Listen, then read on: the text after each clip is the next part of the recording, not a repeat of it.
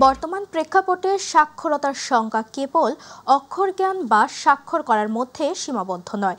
সাক্ষরতা বলতে মাতৃভাষায় পড়তে পারা, লিখিতভাবে প্রকাশ করতে পারা, গণনা করতে পারা এবং ডিজিটাল দক্ষতার মাধ্যমে যোগাযোগ স্থাপন করতে পারাকে বোঝায়।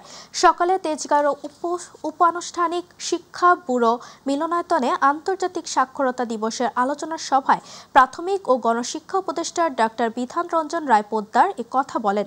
এবারের আন্তর্জাতিক সাক্ষরতা দিবসের প্রতিপাদ্য নির্ধারণ করা হয়েছে প্রযুক্তির যুগের সাক্ষরতার প্রসার। আমাদের শিক্ষা ব্যবস্থার মধ্যে চেঞ্জ নিয়ে আসা দরকার। শুধু তাহলেই আমরা দেখব যে আমরা আগাতে পারছি, নতুবা আমাদের দেশ শিক্ষিত বেকারে ভরে যাবে এবং যারা অদক্ষ। আপনাদের আহ্বান করব যে বিষয়গুলো ভাবুন এবং এমন জনমত তৈরি হয়ে উঠুক যেন আমরা আমাদের শিক্ষাক্ষেত্রে একটা মৌলিক পরিবর্তন নিয়ে আসতে পারি, এবং তা যদি না পারি আমাদের কোনো অব্যাহতি নাই।